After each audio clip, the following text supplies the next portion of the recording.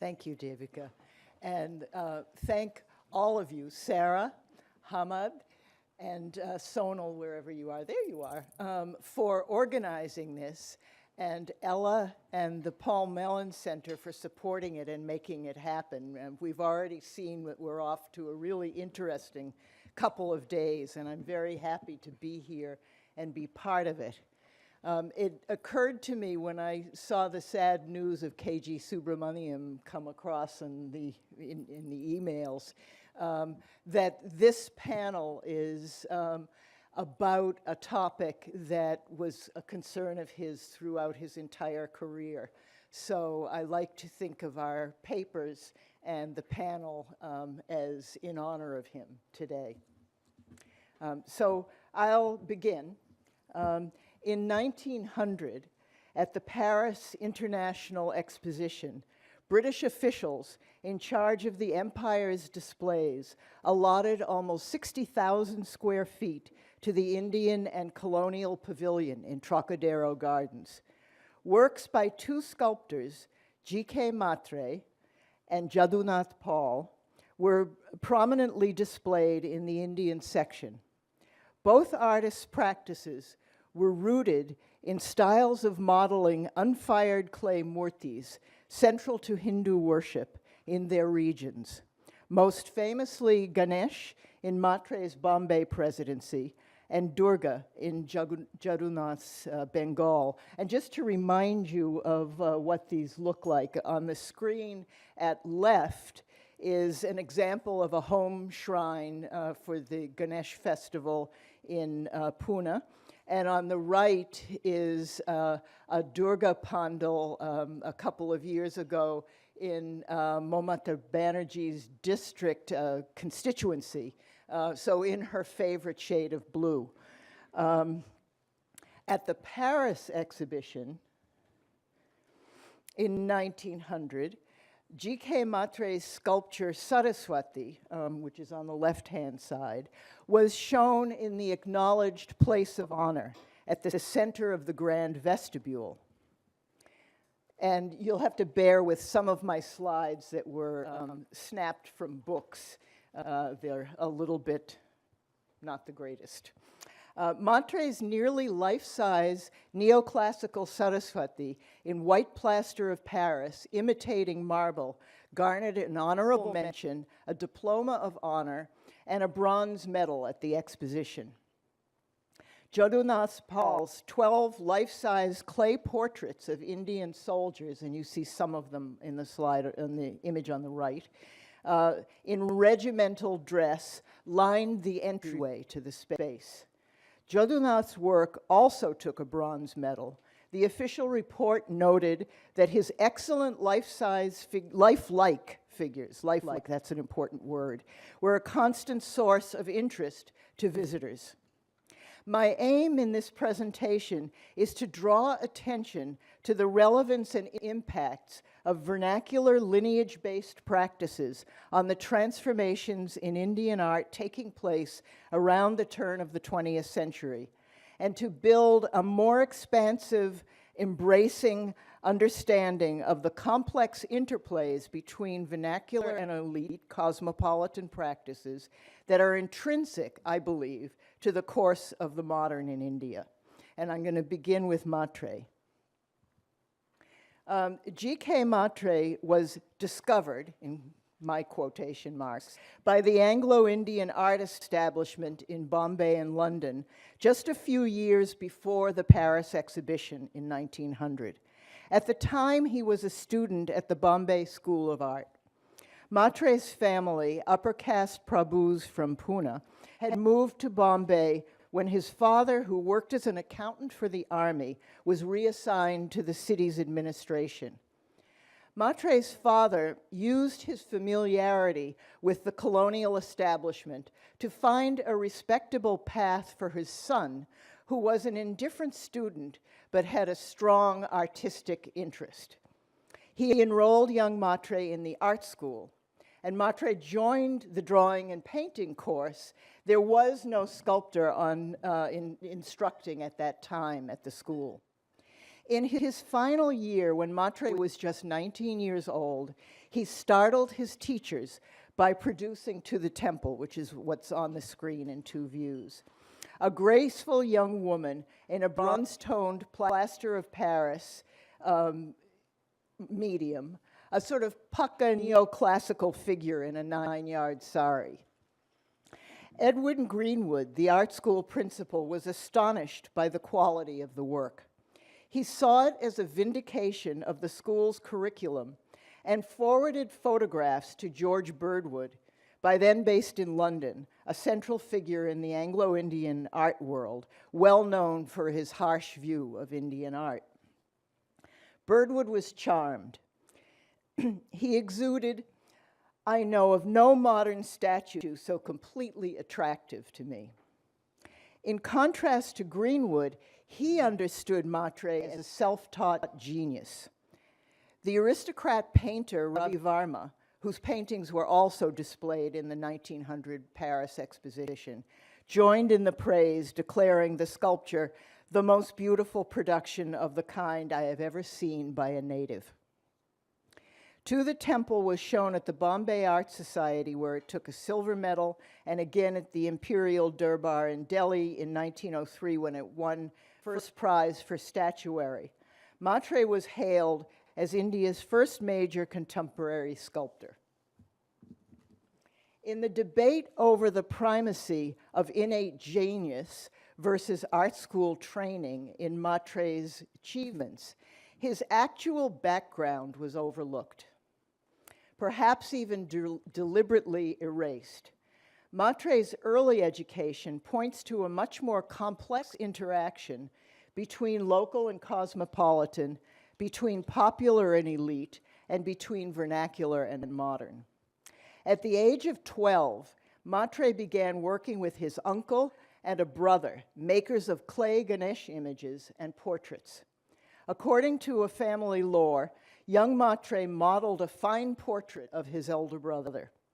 By the time he enrolled in art school, Matre had already learned how to work with clay and to model both local ritual iconographies and modern Western-derived naturalistic styles. In Bombay, the Matre family had settled in Girgaon, a center of clay image making.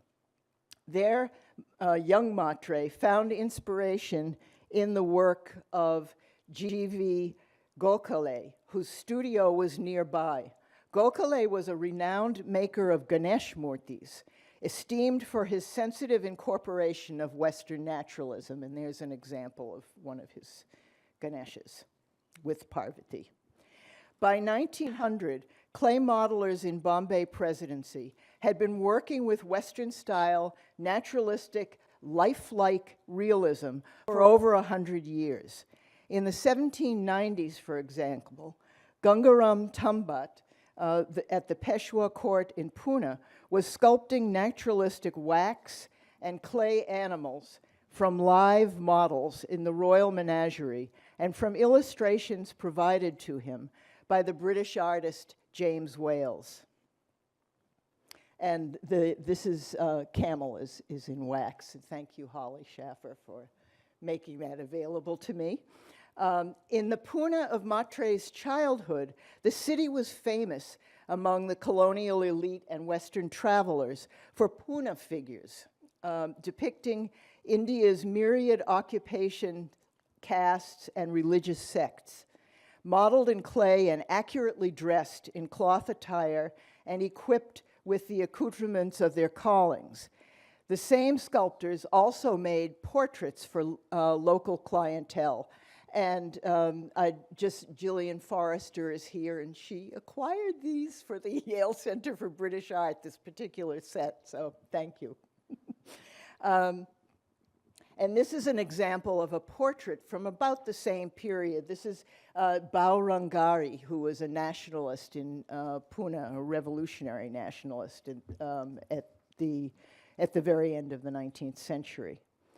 At the Bombay School of Art, and we'll go back to Matre's sculpture, Matre used his skills and stylistic conventions already in circulation, learned from his uncle and brother, to master British neoclassical style. He adapted Puna's naturalistic modeling style to incorporate the formal, idealized attitudes of British neoclassicism. And here again is his Saraswati that was shown at the 1900 Paris exhibition, a couple of views. And in the one on the left, you can see some of Jadunath's military figures in the back. He also did these neoclassical style figures of Parvati as Shabari, of Bhim, and other deities. The debate over whether to attribute Maitreya's accomplishment to innate genius or art school training exposes significant shifts in India's artscape at the turn of the century. First, the nature-nurture debate highlights a new emphasis on the individual and the gift of innate artistic genius. Second, the debate stresses the importance of formal education, art school education, in developing an artist's practice and increasing his social standing. Next, in overlooking or erasing Maitreya's actual training, the debate presumes or asserts that fundamentals of Western style were the preserve of colonial art schools. Finally, the omission of Maitreya's foundational vernacular training reflects and advances the modern divide between studio elite, educated practitioners on the one side and lineage-trained craftsmen or artisans on the other. Together, such elements of the new art discourse mask crucial connections between vernacular and elite practices and project a hierarchy among academically trained studio artists, commercial artists, and craftsmen. Despite his early triumph, there was little scope for native artists like Maitreya in the nascent modern art world, then dominated by elite practitioners like the Tagores and Ravi Varma, whose cosmopolitan style, social standing, and wealth eased acceptance into the colonial intelligentsia and freed them from needing art making to generate an income. Maitreya managed to forge a different path to a successful career, pioneering the new genre of civic statuary, learning to cast in plaster and bronze and to replicate in marble. Imported statues of British royalty, military heroes, and colonial administrators had long been on the scene in colonial cities, erected in public spaces as declarations of British hegemony. In Maitreya's time, the demand for statuary expanded to include Indian subjects and Indian patrons. British administrators installed busts of prominent Indians, and princely states ordered statues for public places. For example, Maitreya received commissions from the Bombay municipal government for a portrait of legal expert and supporter of British rule, V.N. Mundlik. Parsi leaders ordered a bust of T. Nariman, Dr. T. Nariman, founder of the Parsi Maternity Hospital. Kolhapur State ordered a bust of Queen Victoria and an equestrian Shivaji. And multiple commissions from Mysore State came with funding for Maitreya to set up a bronze casting studio. Overall, Maitreya leveraged his early family training, his art school education, and his successful fine art sculptures for a celebrated career creating civic statuary. Like Maitreya, Jadunath Pal learned naturalistic modeling working with an accomplished relative. Figures made by his uncle and mentor, Sri Ram Pal, won a medal at London's Great Exhibition in 1851. The Pals belonged to the renowned community of clay sculptors of the Potter caste in Krishnanagar, north of Calcutta, well known for their unfired clay murtis that were used in the region's annual round of festivals. By 1800, in Maharashtra, some practitioners with access to European decorative sculpture, church and civic statuary, and European prints circulating in the bazaar had incorporated Western naturalism into work produced for Bengali and Western patrons. And here's an example of a life-size figure done in about 1820 in the Bengali Krishnanagar naturalistic style. They modeled portraits from life, and they made figurines similar to the Pune figures depicting Indians by castes and occupational identities. They made narrative dioramas telling stories of the gods and poking fun at corrupt Brahmin priests and the nouveau riche. And they recreated characters from Western literature, mythology, and history. In the circuit of international exhibitions from 1851 into the 20th century, Krishnanagar clay modelers were recognized for producing the most lifelike depictions of natives from all walks of life. The Krishnanagar style exploited European naturalism to create likenesses so true as to convey living reality and conjure the presence of the sculpture's subject in a manner parallel to an enlivened, consecrated ritual image, but accomplished with hyper-realistic depiction. By the time of the Paris Exposition in 1900, Jadunath was the most sought-after practitioner of the Krishnanagar style in his generation. And here are two figures by Jadunath Pal. According to T.N. Mukherjee, the first Indian deputy commissioner for international exhibitions, Jadunath Pal has no equal in India in this kind of work. But at home, Jadunath was also known as an accomplished portraitist, an award winner at the Second Calcutta Fine Arts Exhibition. In addition, Jadunath was known among the Bengali elite for his outstanding interpretations of Western classical sculpture that they acquired to grace their North Calcutta mansions. Jadunath also served as an instructor at the Calcutta School of Art. And back to his military figures at the Paris Exposition. Jadunath's portraits of soldiers at the Paris Exposition in 1900, reprising a project begun at the 1886 Colonial and Indian Exposition in London, were modeled from life and from photographs. Exhibition organizers called these figures portrait models, that was the term they used, and deployed them principally to represent regiments of Indian armed forces. Catalog entries included the subjects' names and biodata along with each regiment's description. Similarly, Jadunath's first life-size figures were tribals made for the 1883 Calcutta International Exhibition. These were also portraits, sculpted as the subject sat in front of him, but exhibited as ethnological models without individual identities of the sitters provided. Exhibition organizers appreciated the potential of Jadunath's hyper-realistic style to embody their racially inflected account of India's ethnological diversity. Jadunath's ethnological figures were so successful that J. Schauberg, an artist in the Geological Survey department, devised a method for casting the clay originals in plaster of Paris to make them more durable for transport to Europe so that multiples could be produced for European museums to use in their displays. Jadunath's lifelike figures, ordered by museums in Germany and France, fed the turn-of-the-century vogue for mannequins in museum ethnological displays.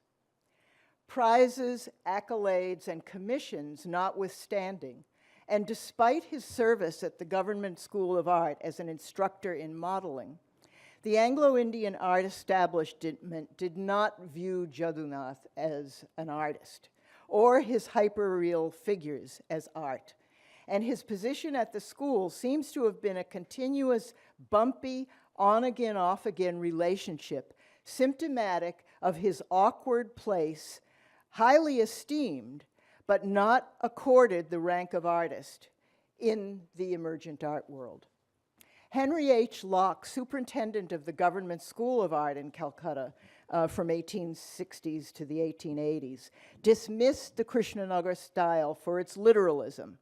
He said, pieces of real fabrics in the clothing, actual hair and wool in the figures, and in the accessories, straw and grass, have a tendency to lower the work to the level of ingenious toy making.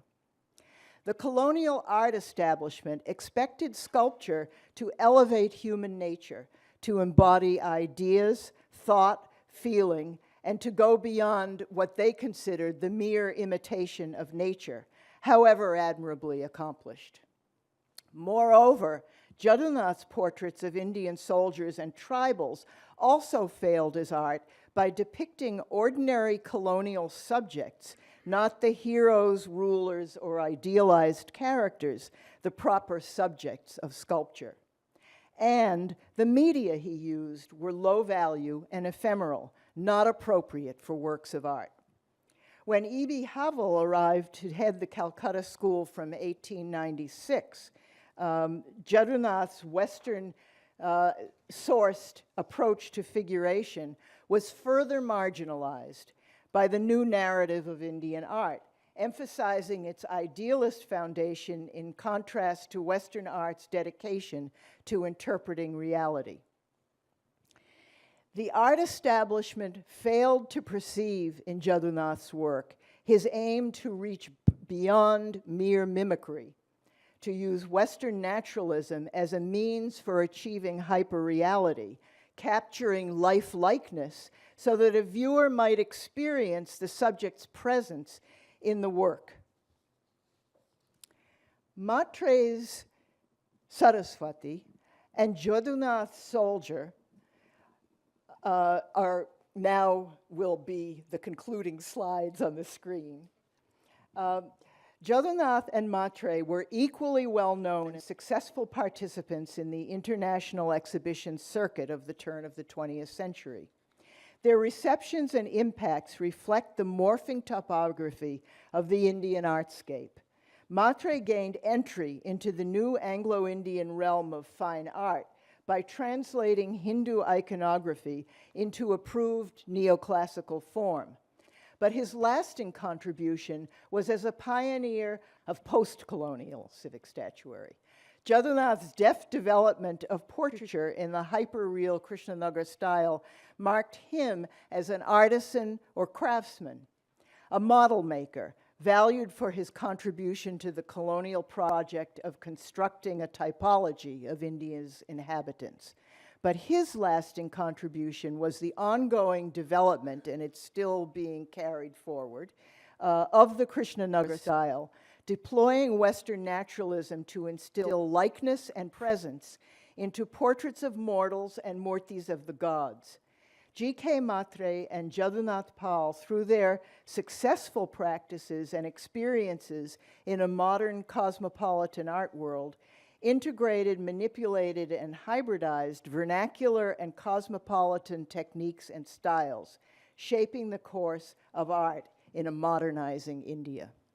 Thank you.